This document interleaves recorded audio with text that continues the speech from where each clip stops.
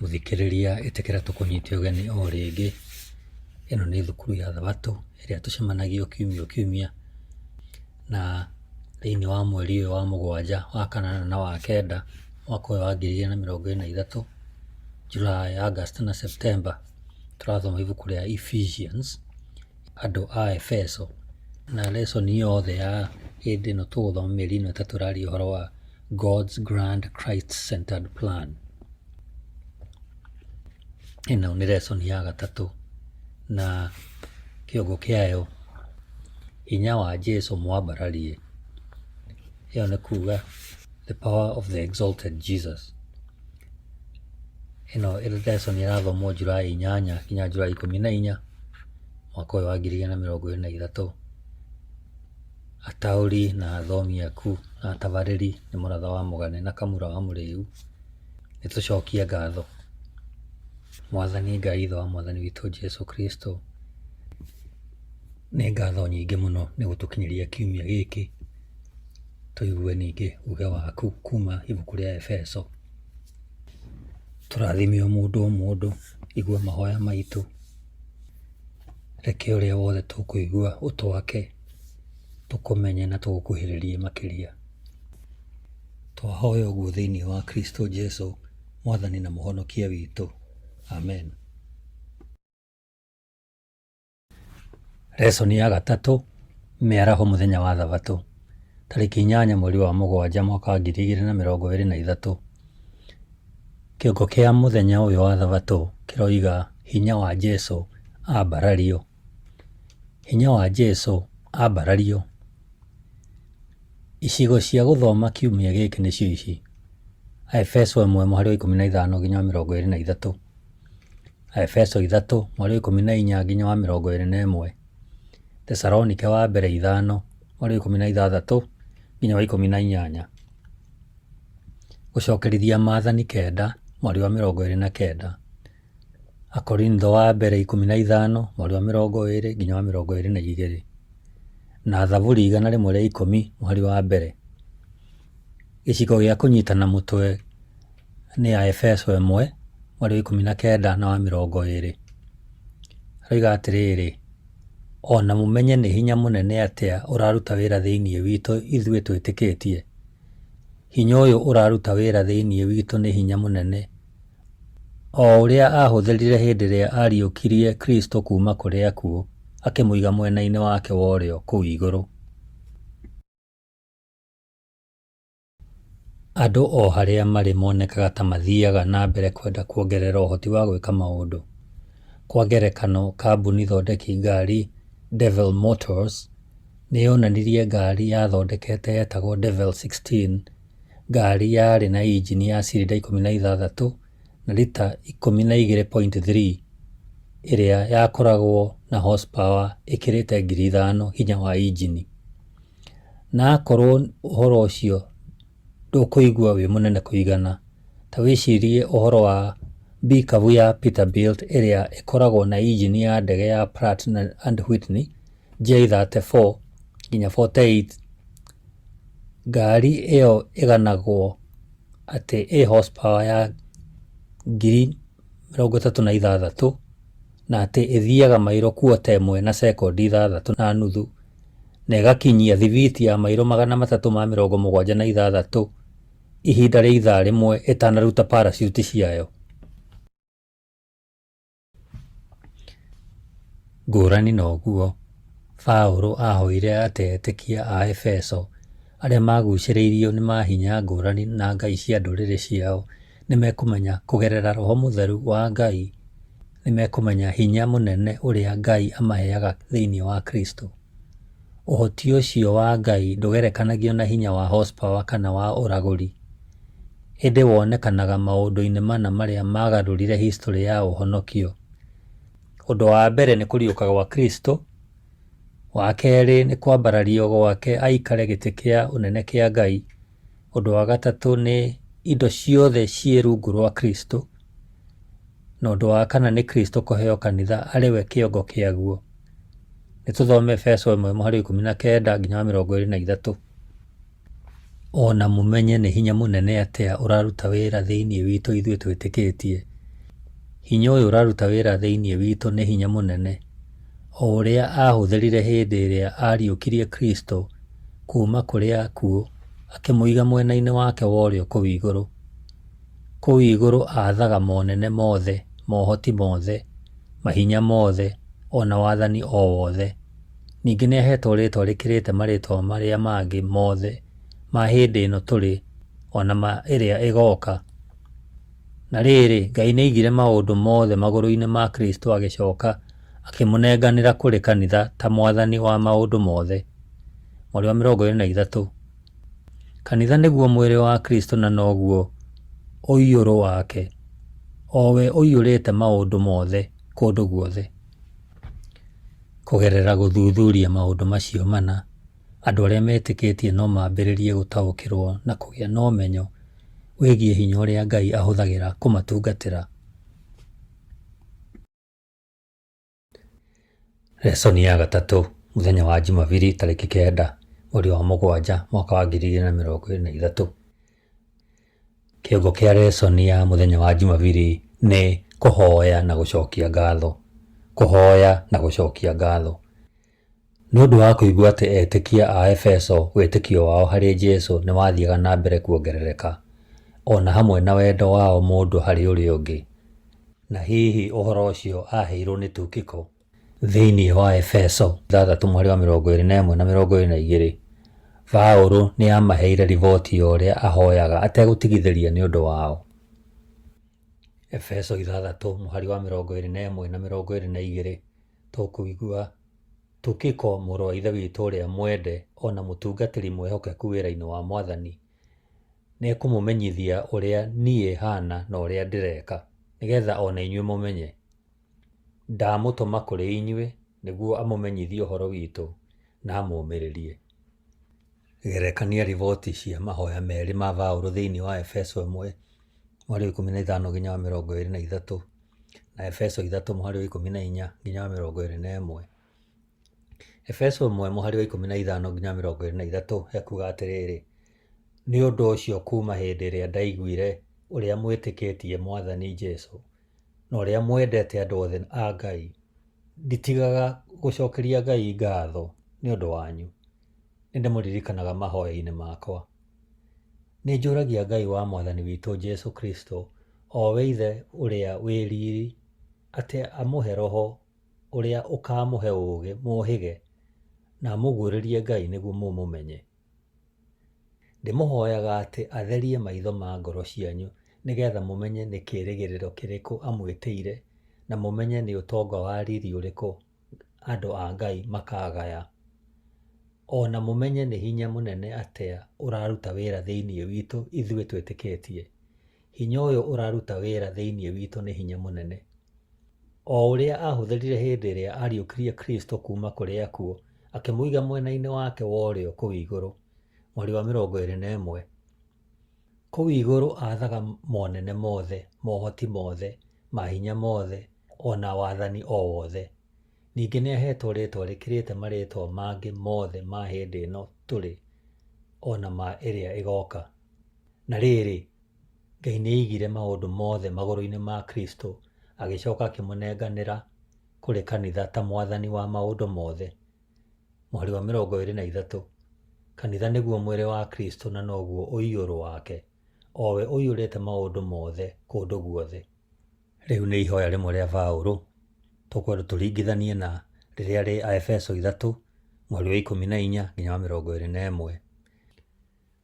Ũndũ ũcio nĩguo ũtũmaga ndurie ndu ndĩ mbere ya Ithe witũ, o we ũrĩa andũ othe a nyũmba yake, arĩa marĩ igũrũ na arĩa marĩ gũkũ thĩ metanagio nake.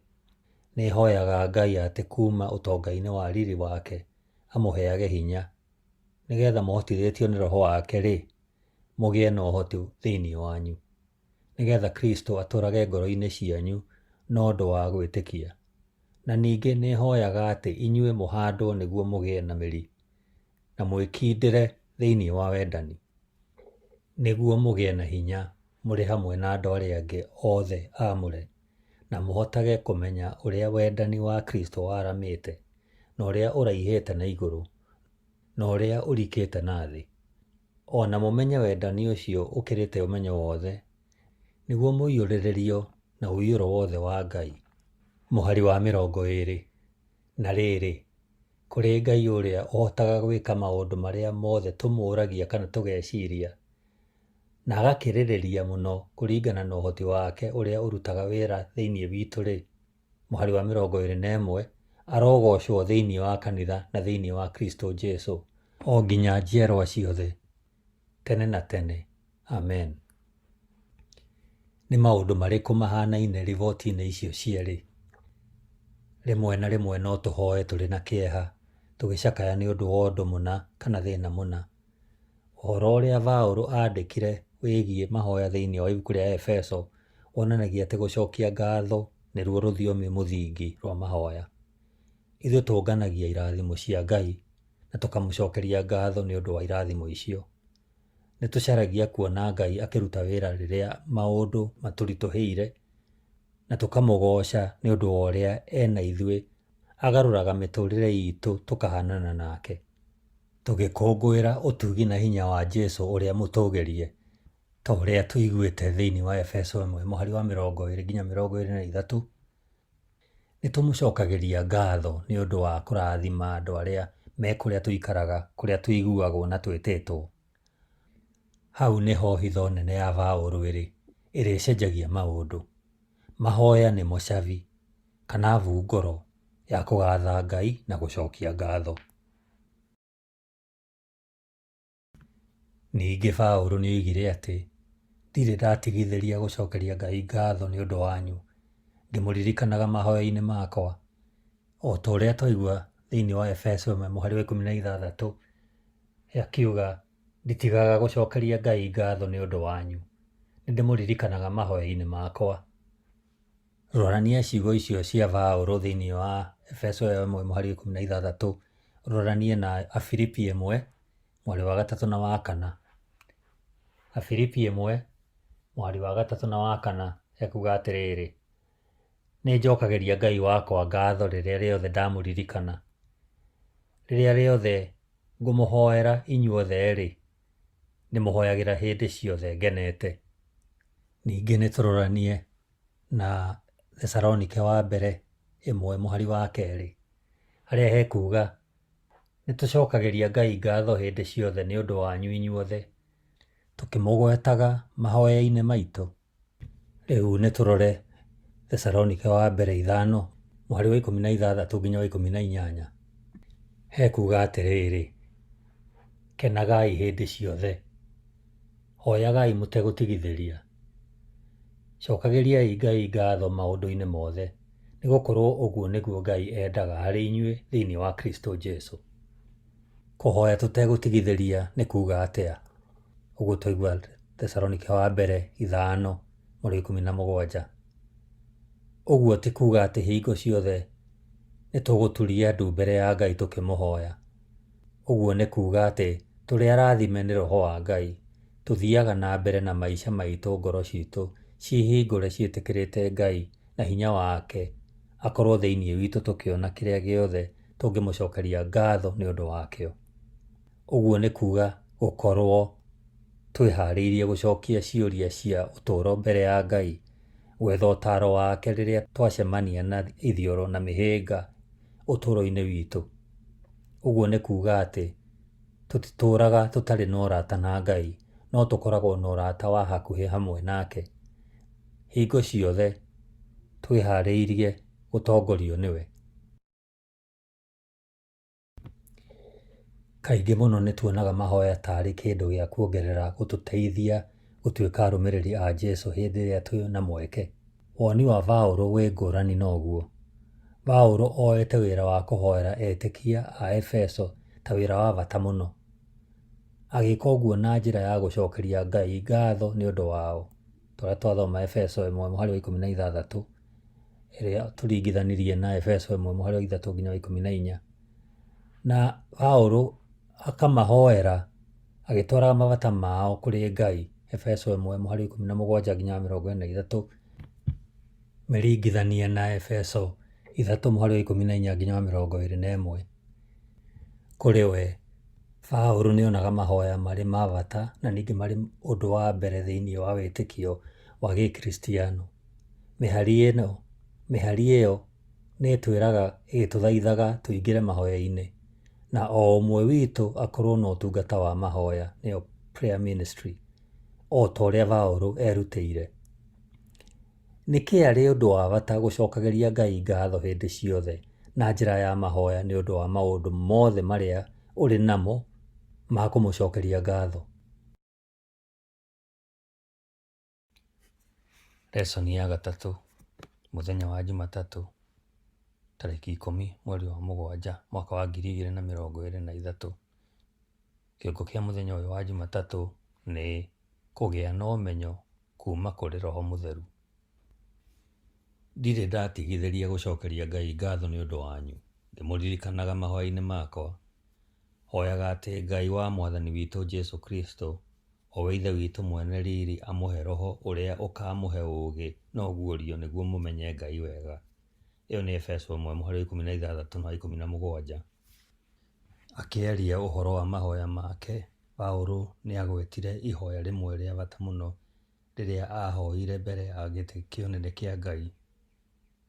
Nĩonete atĩ hĩndĩ ĩrĩa andũ magarũrũkire magĩtuĩka etĩkia, Roho Mũtheru nĩaingĩrire thĩinĩ wao. Gũthoma Efeso 1:13-14. Paũlũ ahoyaga Ngai aheane hinya mwerũ wa Roho wake nĩguo magĩe na ũmenyo wa kĩroho ũrĩa mabatarĩte nĩguo mahote gũtaũkĩrwo Jesũ makĩria. Ciugo-inĩ ciake cia marũa-inĩ oigire atĩ amũguũrĩrie Ngai nĩguo mũmũmenye. Efeso 1:17. Paũlũ ahoire atĩ Roho Mũtheru ateithie etĩkia mataũkĩrwo nĩ maũndũ marĩkũ matatũ. Rora Efeso 1:17-19.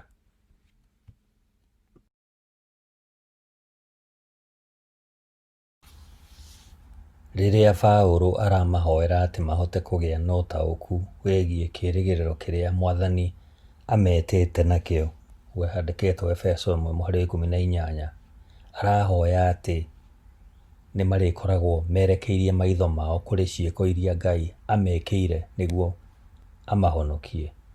Handĩkĩtwo Efeso 1:3-9 na Efeso 1:11-13. Na agathiĩ na mbere kuuga atĩ na meririkanagie ũhoro wa mahinda marĩa maroka marĩa marĩ na riri, marĩa Ngai amathondekeire. Efeso 1:10-14 haroiga, rĩrĩa Paũlũ arahoya Ngai amateithie gũtaũkĩrwo nĩ ũhoti ũrĩa mũnene wa ũgaacĩru wa igai rĩake Ngai kũrĩ andũ arĩa aamũre. Efeso 1:18 aririkanaga ũtaaro wa kĩrĩkanĩro kĩrĩa kĩerũ wa atĩ etĩkia nĩ igai rĩa Ngai. Tũthome gũcokeria Maathani 9:29. Haroiga atĩrĩrĩ, no andũ aya nĩ aku, o igai rĩaku kĩũmbe, arĩa warutire kũu na ũndũ wa hinya waku mũnene, na guoko gwaku gũtambũrũkĩtio. Rĩu nĩ tũthome gũcokerithia Maathani 32:9. Nĩ gũkorwo igai rĩa Jehova nĩ andũ ake, Jakubu nĩwe igai rĩake rĩrĩa egaĩire. Rĩu nĩ tũthome Zakaria 2:12. Ĩkuuga Jehova nĩ akagaya Juda gũtuĩke igai rĩake bũrũri-inĩ ũrĩa mũtheru, na nĩ agethurĩra Jerusalemu o rĩngĩ. Ringithania mabungu macio twathoma na Efeso 1:11. Ekuuga ningĩ nĩ thĩinĩ wa Kristo ona ithuĩ twamũkĩrire igai kuma kũrĩ Ngai, kũringana na ũrĩa atuĩte o mbere, o we wĩkaga maũndũ mothe kũringana na muoroto wa wendi wake. Paũlũ nĩendaga mamenye atĩ to kũgĩa magĩire na igai kuma kũrĩ Ngai kuo gwiki, no o ene nĩ igai rĩa Ngai, na Paũlũ endaga mamenye bata wao harĩ Ngai. Rĩrĩa Paũlũ ahoire kũgĩa na ũmenyo wa kĩroho na ũhoti wake mũnene ũtangĩgereka nĩ ũndũ witũ ithuĩ arĩa twĩtĩkĩtie, ta ũrĩa handĩkĩtwo Efeso 1:19, maitho-inĩ make ma ngoro onaga Roho Mũtheru akĩmahe ũtaũku mwerũ wa ũrĩa hinya wa Ngai wĩ mũnene, na hinya ũcio ũkoragwo nao ũtũũro-inĩ wao. Mahoya-inĩ macio mothe, Paũlũ arenda andũ acio meyonere na memenyere kĩrĩa mahetwo thĩinĩ wa Jesũ. Nĩ atĩa we mwene ũngĩhota kwĩmenyera ũhoti wake mũnene ũtangĩgereka nĩ ũndũ witũ ithuĩ arĩa twĩtĩkĩtie? Ũguo nĩ kuuga atĩa ũtũũro-inĩ wa o mũthenya o mũthenya? Lesson ya gatatũ, mũthenya wa Jumaine, tarĩki 11 mweri wa mũgwanja mwaka 2023. Kĩongo kĩa mũthenya ũyũ wa Jumaine gĩkuuga gũkorwo thĩinĩ wa hinya wa iriũka. Thĩinĩ wa mĩhari ĩrĩa ĩtigarĩte ihoya-inĩ rĩa Paũlũ hau Efeso 1:20-23, Paũlũ nĩ athire na mbere kwaria ũhoro wa ũndũ wa gatatũ wa ũtaũku ũrĩa erĩgagĩrĩra atĩ Roho Mũtheru nĩ akarehe kũrĩ etĩkia. Hinya mũnene mũno wa Ngai ũrĩa ahũthagĩra nĩ ũndũ wao. Ambĩrĩirie na kũgweta maũndũ merĩ marĩa mekĩkire history-inĩ ya ũhonokio marĩa monanagia hinya wa Ngai. Wa mbere nĩ kũriũka gwa Kristo kuma kũrĩ arĩa akuũ. Wa kerĩ nĩ kũnenehio kwa Jesũ gĩtĩ-inĩ kĩa ũnene kĩa igũrũ na thĩ, ũrĩa tũthomete thĩinĩ wa Efeso 1:20. Hinya wa Ngai wonekaga atĩa kũgerera kũriũka gwa Kristo? Efeso 1:20 hekuga atĩrĩrĩ: hinya ũyũ ũraruta wĩra thĩinĩ witũ nĩ hinya mũnene, o ũrĩa ahũthĩrire hĩndĩ ĩrĩa ariũkirie Kristo kuma kũrĩ akuũ, akĩmũiga mwena-inĩ wake wa ũrĩo kũu igũrũ. Rĩu nĩ tũthome Akorintho wa mbere 15:20-22. Kuuga atĩrĩrĩ: no rĩrĩ, ti-itherũ Kristo nĩ ariũkĩtio akoima kũrĩ arĩa akuũ, agatuĩka maciaro ma mbere ma arĩa makuĩte. Tondũ rĩ, o ũrĩa arĩ mũndũ watũmire gĩkuũ gĩũke thĩ, o nakuo kũriũkio kwa arĩa akuũ nĩ mũndũ watũmire gũke. Mweri wa 22. Nĩ gũkorwo o ta ũrĩa andũ othe makuaga nĩ ũndũ wa Adamu rĩ, no taguo andũ othe magaacokio muoyo thĩinĩ wa Kristo. Rĩu nĩ tũrore Afilipi 3:8-11. Afilipi 3:8-11 hekuga atĩrĩrĩ: makĩria moguo rĩ, maũndũ mothe ndĩmatuaga nĩ ma tũhũ, ndamagerekania na ũmenyo ũrĩa ũkĩrĩte maũndũ mothe ũrĩa umanĩte na kũmenya Kristo Jesũ mwathani wakwa. Nĩ ũndũ wake rĩ, niĩ ndorirwo nĩ indo ciothe, na niĩ ngĩcitua o ta mahuti ma gũteo, nĩgetha ndĩgĩĩre na Kristo. Na ngoragwo ndĩ thĩinĩ wake, itarĩ na ũthingu wakwa mwene ũrĩa umanaga na watho, no ũkorwo arĩ ũthingu ũrĩa umanaga na gwĩtĩkia Kristo. Ũguo nĩ kuuga ũthingu ũrĩa umaga kũrĩ Ngai na wonekaga nĩ ũndũ wa gwĩtĩkia. Mweri 10. Ũndũ ũrĩa niĩ ngwenda rĩ, nĩ kũmenya Kristo na menye hinya wa kũriũka gwake, na ngwatanĩre nake mĩnyamaro-inĩ yake, na hanane nake ũhoro-inĩ wake wa gũkua. Mweri 11 kuuga atĩrĩrĩ: nĩguo kũngĩhoteka ngariũkio nyume kũrĩ arĩa akuũ. Rĩu nĩ tũcoke tũrore Ahibirania 13:20. Nake Ngai mwene thayũ ũrĩa wariũkirie mwathani witũ Jesũ, ũrĩa mũrĩithi ũrĩa mũnene wa ng'ondu, akĩmũruta kũrĩ arĩa akuũ na ũndũ wa thakame ya kĩrĩkanĩro kĩrĩa gĩa tene na tene rĩ, aromũhe kĩndũ o gĩothe kĩega gĩa kũmũhotithia gwĩka ũrĩa endaga, na aroeka thĩinĩ witũ maũndũ marĩa mamũkenagia thĩinĩ wa Jesũ Kristo, nake arogocagwo tene na tene. Ameni. Rĩu nĩ tũthome Petũrũ wa mbere 1:3. Hekuga: Ngai o we ithe wa mwathani witũ Jesũ Kristo arogocwo. Ngai nĩ atũciarĩte rĩngĩ nĩ ũndũ wa tha ciake nyingĩ, nĩgetha tũgĩe na kĩĩrĩgĩrĩro kĩrĩ muoyo nĩ ũndũ wa ũrĩa Jesũ Kristo ariũkire kuma kũrĩ arĩa akuũ.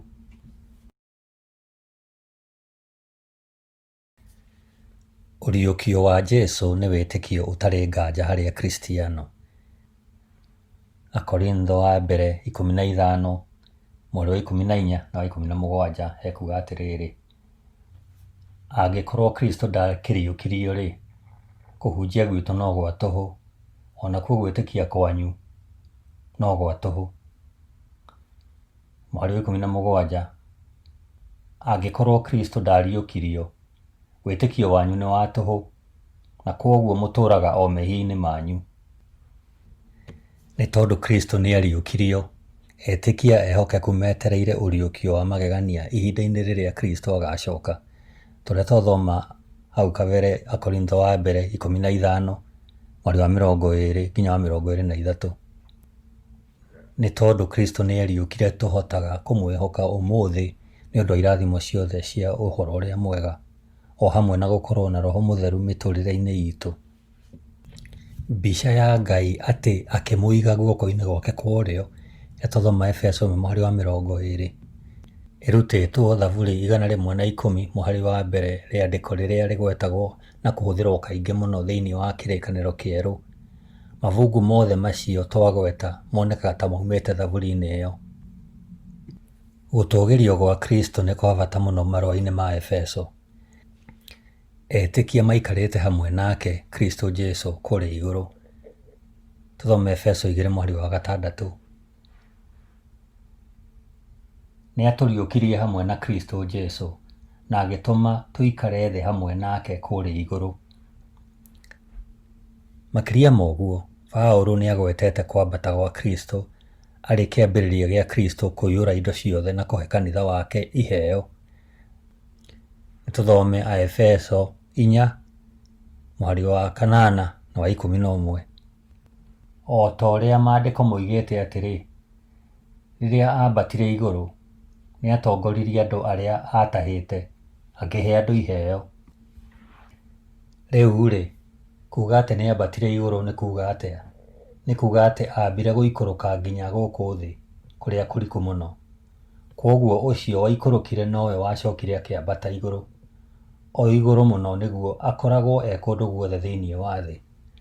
Mweri wa 11, nĩwe waheire andũ a thĩ iheo, agĩthuura amwe matuĩke atũmwo, angĩ anabii, angĩ ahunjia ũhoro ũrĩa mwega, angĩ arĩithi a andũ, na angĩ arutani.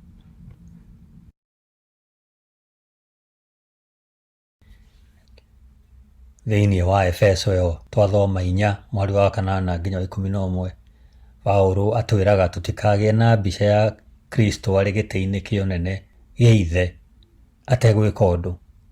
No handũ ha ũguo, mbica ĩrĩa ĩ kĩrĩkanĩro-inĩ kĩerũ ĩtũheaga mbica ya Kristo ambararĩtio agĩthiĩ na hinya wa Roho akĩhotanaga o kũhotana thĩ yothe. Ũguo nĩ F.F. Bruce wandĩkĩte ibuku-inĩ rĩgwĩtwo The Epistles to the Colossians, to Philemon and to the Ephesians, 1984, karatathi ka 133. Nĩ ũndũ ũcio, Paũlũ onanagia atĩ gũtũũgĩrio na kũhumbwo thũmbĩ gwa Kristo to kĩonereria kĩa hinya wa Ngai tu, oguo wiki ũrĩa ũheagwo etĩkia, no nĩ Kristo kĩhumo kĩa hinya ũcio. Nĩ na njĩra ĩrĩkũ ũbataraga hinya wa Kristo ũtũũro-inĩ waku? Na tũngĩhota atĩa kwĩgĩra hinya ũcio? Nĩ mĩtugo ĩrĩkũ ĩngĩtũma twage gũkinyĩra hinya wake?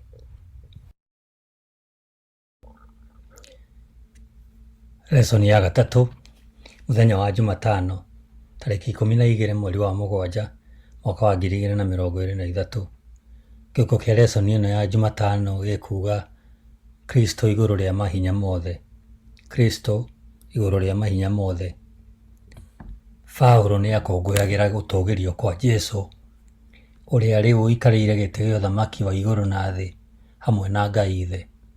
Thutha wa gũtarĩria harĩa Kristo arĩ na harĩa Ithe arĩ thĩinĩ wa Efeso mweri wa 20, Paũlũ oigĩte atĩ Ngai Ithe akĩmũiga guoko-inĩ gwake kwa ũrĩo kũu igũrũ. Paũlũ acokaga kuuga harĩa Jesũ arĩ na harĩa mahinya marĩa marĩ, tondũ Jesũ athanaga hamwe na Ithe arĩ igũrũ na kũraihu mũno kũrĩ andũ othe. Ũguo nĩguo twathoma Efeso mweri wa 21. Geria kũringithania ũrĩa Paũlũ aragia ũhoro wa hinya wa maroho moru thĩinĩ wa Efeso 1 mweri wa 21, Efeso 2 mweri wa 2 na Efeso 6 mweri wa 12. Ũgwĩciria Paũlũ ena bata mũnene na ndeto icio ciĩgiĩ mahinya macio nĩkĩ? Efeso 1 mweri wa 21 ekuga atĩrĩrĩ, kũu igũrũ athaga monene mothe, mohoti mothe, mahinya mothe, ona wathani o wothe. Ningĩ nĩ ahetwo rĩtwa rĩkĩrĩte marĩa mangĩ mothe ma hĩndĩ ĩno tũrĩ ona ma ĩrĩa ĩgoka. Nayo Efeso 2 mũhari wa kerĩ hekuga atĩrĩrĩ, hĩndĩ ĩyo mwarũmagĩrĩra maũndũ moru ma thĩ ĩno, mwarũmagĩrĩra mũnene wa mahinya ma igũrũ, ũrĩa ona rĩu wathaga arĩa matathĩkagĩra Ngai. Nayo Efeso 6 mũhari wa 12 hekuga atĩrĩrĩ, nĩ amu tũtirarũa na andũ no tũrarũa na monene, mahinya, athani a nduma a gũkũ thĩ, ona mbũtũ cia maroho moru ma kũrĩa igũrũ.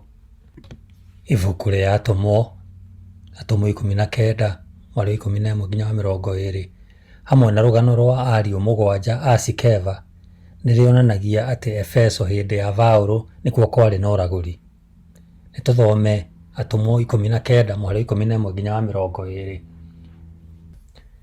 Ngai nĩaringire ciama cia mwanya agereire harĩ Paũlũ, o nginya itambaya na nguo iria ciahutagia mwĩrĩ wake igatwarĩrwo andũ arĩa marĩ arwaru, nao makahona mĩrimũ yao, na ngoma thũku ikamatiga. Na rĩrĩ, Ayahudi amwe arĩa mathiaga makĩingataga ngoma thũku makĩgeria kũhũthĩra rĩtwa rĩa Mwathani Jesũ harĩ andũ arĩa marĩ na ndaimono. Moigaga atĩrĩ, thĩinĩ wa rĩtwa rĩa Jesũ ũrĩa ũhunjagio nĩ Paũlũ ndagwatha ume. Mweri 14 ariũ 7 a Mũyahudi wetagwo Sikeva warĩ mũthĩnjĩri Ngai mũnene nĩmekaga ũguo. Mũthenya ũmwe ngoma thũku ĩkĩmacokeria ĩkĩmera atĩrĩ, Jesũ nĩndĩmũĩ na nĩnjũĩ ũhoro wa Paũlũ, no inyuĩ mũrĩ a?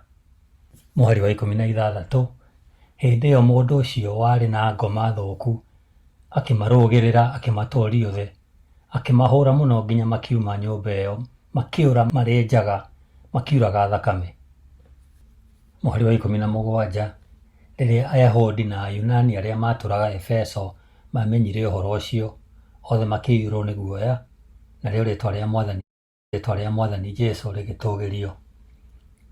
Mweri wa 18 andũ aingĩ arĩa metĩkirie makĩyumĩria na makiumbũra waganu wao matekũhitha. Andũ aingĩ arĩa maragũraga magĩcokanĩrĩria mabuku mao na makĩmacina mbere ya andũ othe. Rĩrĩa matarire thogora wa mabuku macio magĩkinyia durakima 50,000. Mweri wa 20 kiugo kĩa Mwathani gĩkĩhunja mũno na njĩra ĩyo na gĩkĩgĩa na hinya. Ũndũ ũrĩa warĩ mũnene watongoragia ũragũri thĩinĩ wa bũrũri wothe wa Kĩngiriki warĩ wĩtĩkio wa gũtambũra atĩ ciũmbe cia kĩroho ciĩkuo, na wĩtĩkio warĩ atĩ maroho nĩ marĩ na hinya mũna maũndũ-inĩ mothe ũtũũro-inĩ wa andũ. Muoroto wa mũragũri warĩ gũkũũrana maroho marĩa marĩ na ũguni na marĩa matarĩ na ũguni, na kwĩruta ũrĩa maroho macio mahũthagĩrwo na ũrĩa marĩ na hinya wa wathani. Kũgerera ũmenyo ũcio nĩ kwarĩ na ciugo ciaragio ciũragũri, namba ciandĩkagwo ũndũ mũna ciũragũri, ithito na njĩra ingĩ cia gũtũma maroho meke ũndũ ũngĩguna mũndũ. Mũndũ angĩkorwo na formula ĩrĩa yagĩrĩire ya gũkenia maroho macio, mĩrimũ ĩrĩa ĩrehagwo no maroho oro macio no ĩhonio. Kana mathako-inĩ ma kwenyeria ngari cia ita, mũndũ ahota gũcinda ihenya rĩu na amũkĩre kĩheo kĩa ũhotani ehokete ũragũri. Ũguo nĩ Clinton E. Arnold wandĩkĩte ibuku rĩgwĩtwo Power and Magic: The Concept of Power in Ephesians, karatathi ka 18.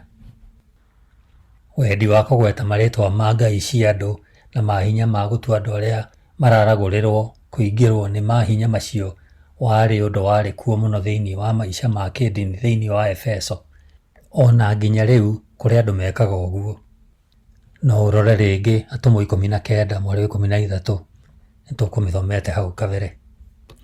Paũlũ nĩendaga gũtarĩria wega ũkuruhanu wa Kristo na mahinya macio.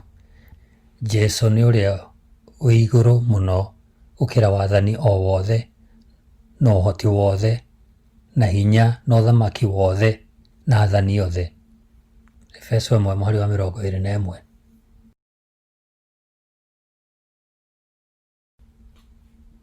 akĩenda mũno arĩa mamũthikĩrĩirie mataũkĩrwo wega atĩ gũtirĩ hinya wĩ nja ya wathani wa Jesũ. Acokete akongerera atĩ mĩtugo ya kũngania marĩtwa ma ngai ciao arĩa mararagũrĩrwo magakĩgio nĩ ũragũri ũcio, ũguo nĩ kuga kũgĩa na spell, methe wa ũrĩa ũrĩ igũrũ wa marĩtwa mothe monene. Kũrĩ ũhoro wĩgiĩ ihinda, Paũlũ nĩonanirie na agĩtarĩria mũno atĩ wathani wa Jesũ ndũngĩringithanio na ũndũ ũngĩ. Ũtongoria wake igũrũ rĩa thirikari ciothe nĩ wa bata, tio hĩndĩ o ĩno tu, no ona hĩndĩ ĩrĩa ĩgoka. Tũrĩa twathoma Efeso 1:21. Nĩ maũndũ marĩkũ mamwe ma marĩa monanagia mahinya macio moru ũmũthĩ? Na nĩ atĩa tũngĩka tũngĩtahwo nĩ mahinya macio? Lesoni ya 3, mũthenya wa Aramithi, tarĩki 13 mweri wa 7 mwaka wa 2023. Kĩongo kĩa lesoni ya Aramithi gĩkuga Jesũ, maũndũ mothe na kanitha wake.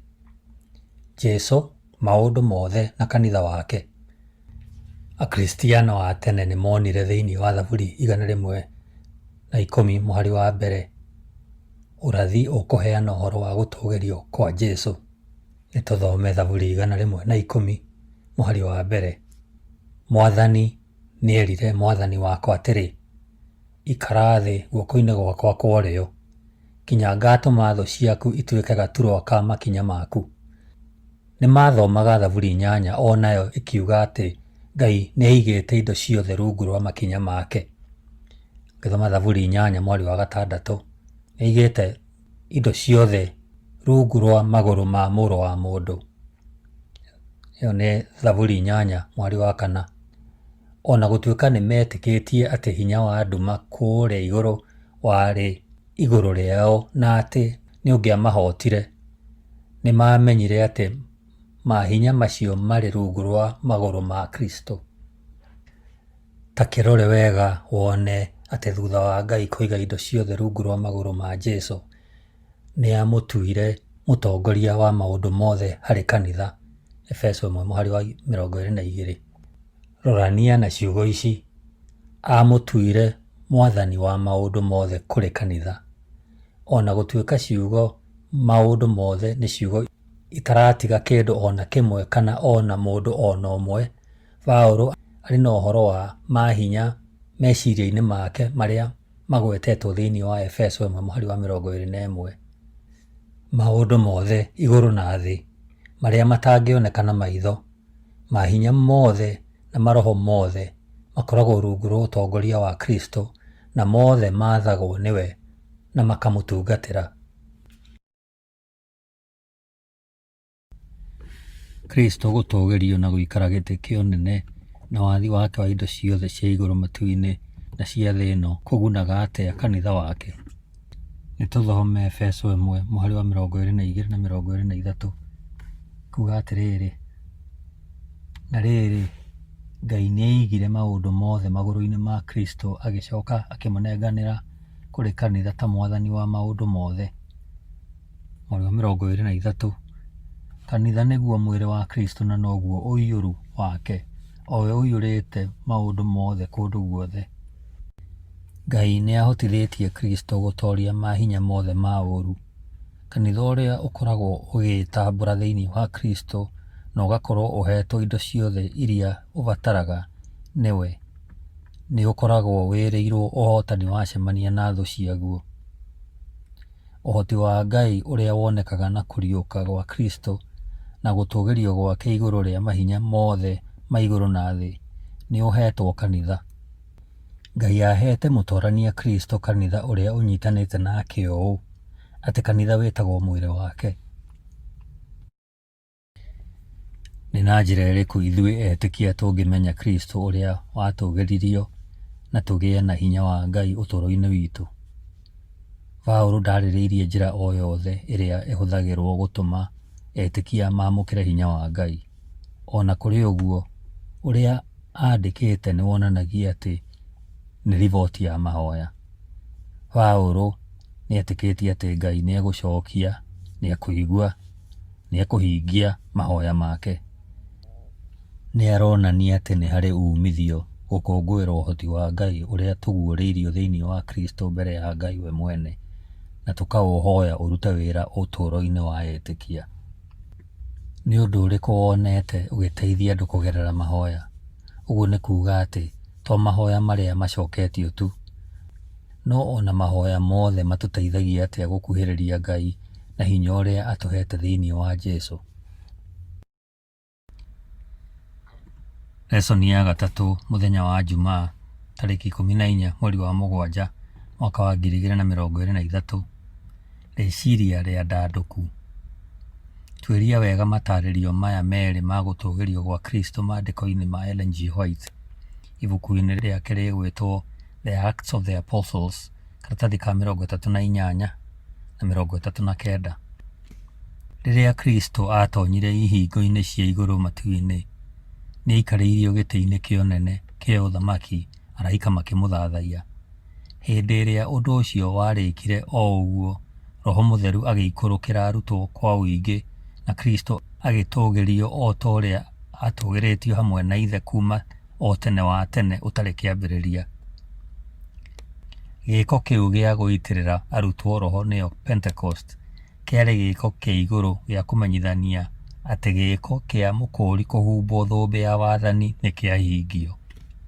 Kũringana na kĩĩranĩro gĩake, nĩ atũmire Roho Mũtheru kuma igũrũ kũrĩ arũmĩrĩri ake arĩ kĩmenyithia atĩ we arĩ mũthĩnjĩri wa Ngai na mũthamaki, nĩ ahetwo wathani wothe igũrũ na gũkũ thĩ, na atĩ nĩwe mũitĩrĩrie maguta ũrĩ igũrũ rĩa andũ ake. Na ningĩ-rĩ, Ngai arehe irigithathi rĩake gũkũ thĩ, oigire atĩrĩ, araika othe a Ngai nĩ mamũinamĩrĩre mamũhoe. Ciugo icio cia Hibirania 1:6.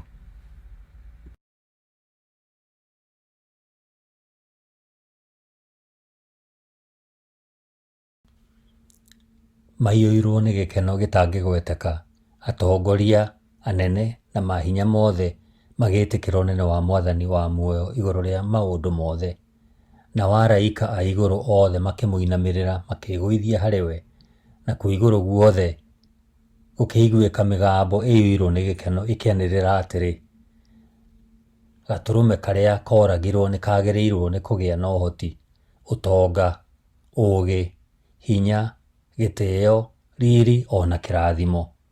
Ciugo icio ciĩ Kũguũrĩrio 5 mweri wa 12. Nyĩmbo cia ũhootani nĩ cianyitanĩte na nyĩmbo cia inanda cia araika, nginya igũrũ rĩgatuĩka ta rĩiyũrĩtwo nĩ gĩkeno na ũgooci. Wendo nĩ wahootana. Kĩrĩa kĩorire nĩ kĩoneku. Igũrũ rĩkĩanĩrĩra na mĩgambo mĩnene rĩkiuga atĩrĩ, kĩrathimo, gĩtĩĩo, riri na hinya irogĩa kũrĩ ũrĩa ũikarĩire gĩtĩ kĩa ũnene, ona kũrĩ Gatũrũme tene na tene. Hau naho nĩ Kũguũrĩrio 5 mweri wa 13. Ũguo nĩ Ellen G. White wandĩkĩte ibuku rĩake rĩtagwo The Desire of Ages, karatathi ka 834 na karatathi ka 835.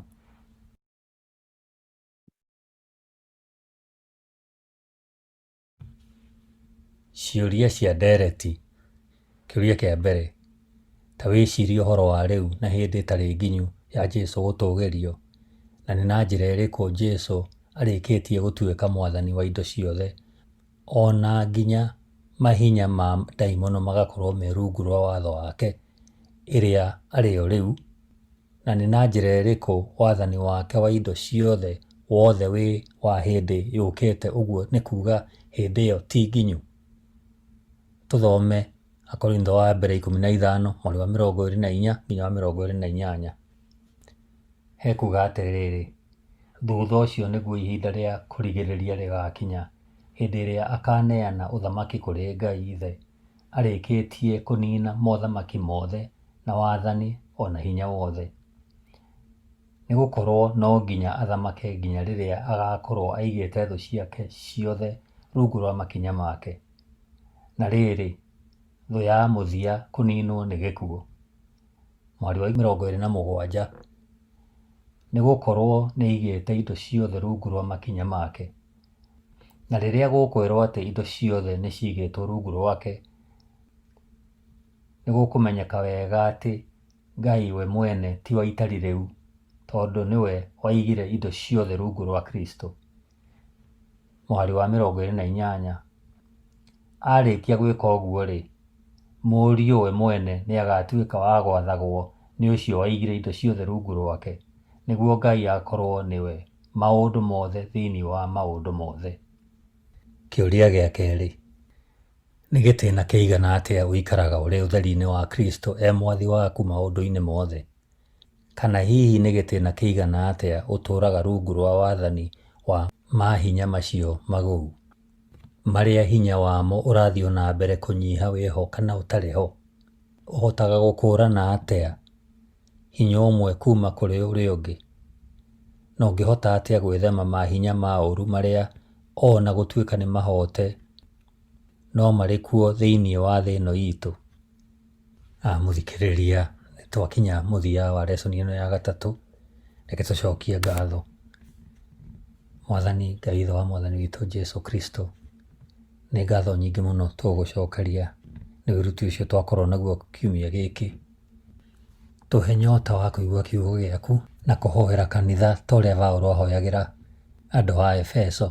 Tũkũhoya lesson ĩno ĩtwĩkĩre hinya wa gũthoma kiugo gĩaku harĩa tũrĩ ihinda rĩrĩ tũrĩ. Gĩtũmenyerere o mũndũ harĩa arĩ na ũmwĩke wega, twahoya thĩinĩ wa Kristo Jesũ, Mwathani na Mũhonokia witũ. Amen.